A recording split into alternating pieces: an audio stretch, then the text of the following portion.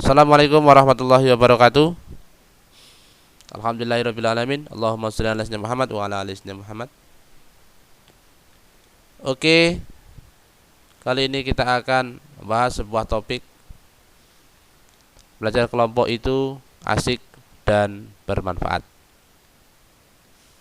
Adapun tujuan kita membahas pembahasan ini agar kita memahami, mengembangkan keterampilan belajar dan relasi sosialnya melalui kegiatan kelompok belajar. Let's go. Kita speaking dulu ya, untuk mencairkan suasana kebekuan agar lebih bersemangat sebelum materi kita lanjutkan. Namun sebelum kita speaking, lebih baiknya kita berdoa dulu. Mari berdoa, mulai. Selesai. Tepuk beat clap.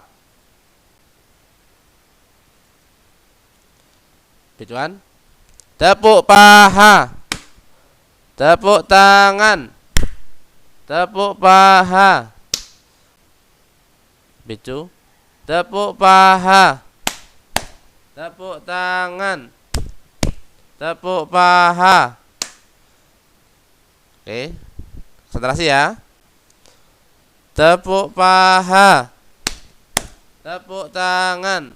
Tepuk paha. Tepuk tangan. Tepuk paha. Tepuk tangan. Tepuk paha. Oke.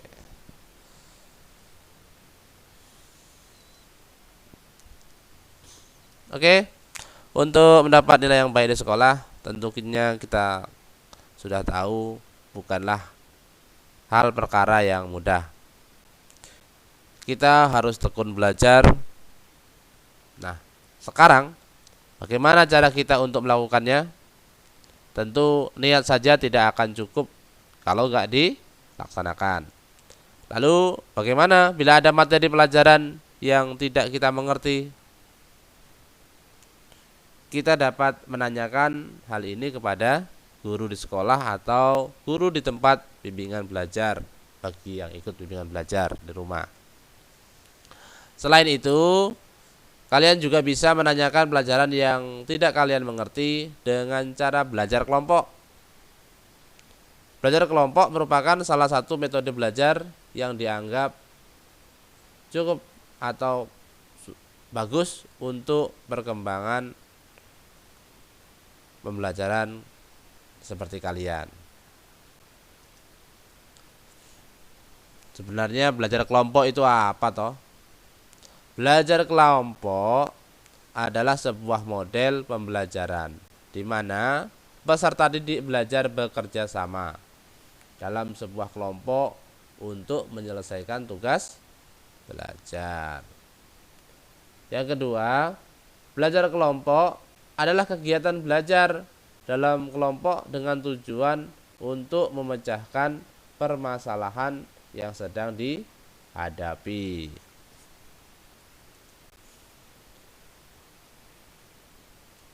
Selanjutnya, manfaat belajar kelompok.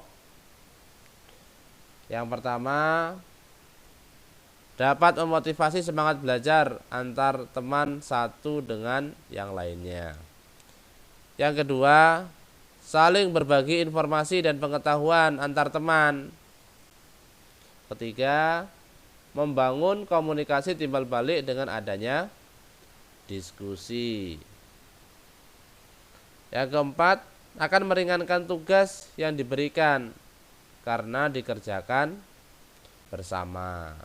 Yang kelima, dapat mengoptimalkan kemampuan berpikir siswa dalam menanggapi suatu permasalahan.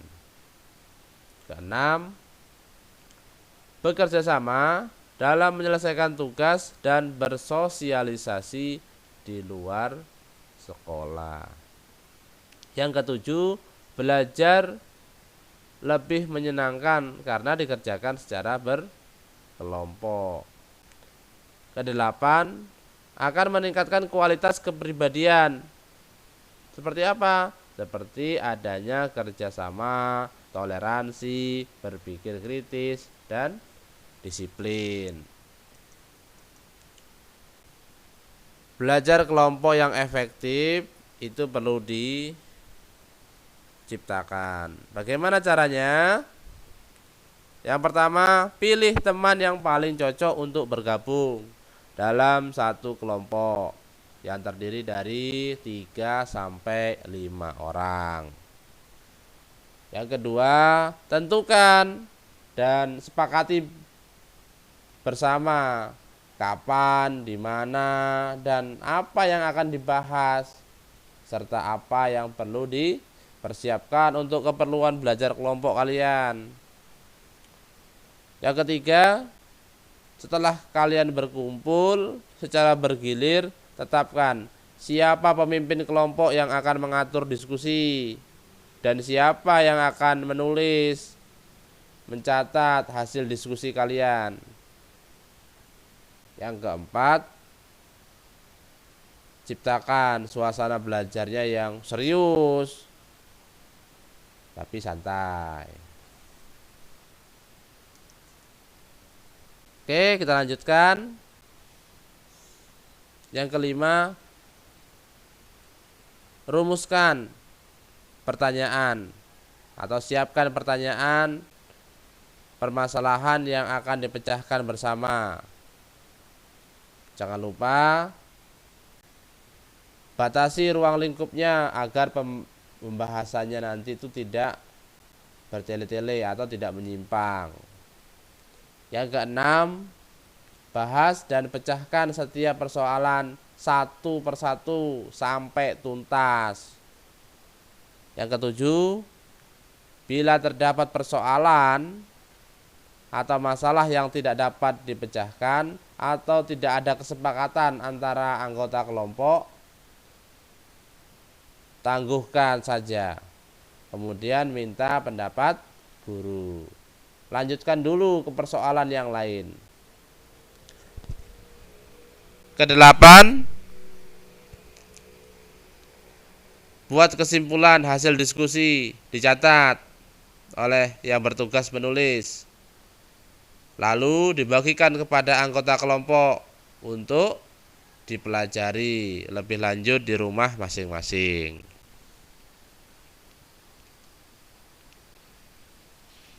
Selanjutnya, ini ada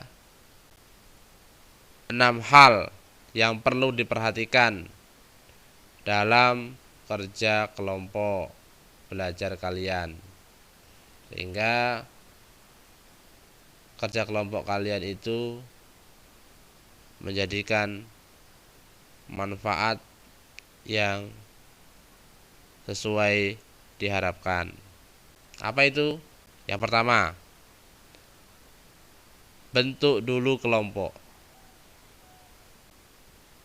Jika sudah terbentuk kelompok, yang kedua, tentukan tempat belajarnya di mana.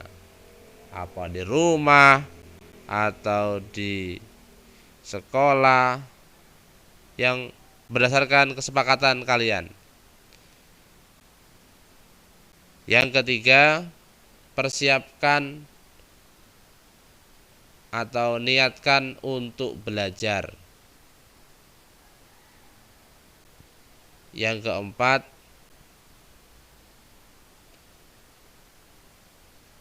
sebelum masuk waktu belajar, berikan pengantar bicara untuk siapa yang menjadi moderatornya untuk membuka kegiatan belajar, sehingga belajar kalian itu dapat serius.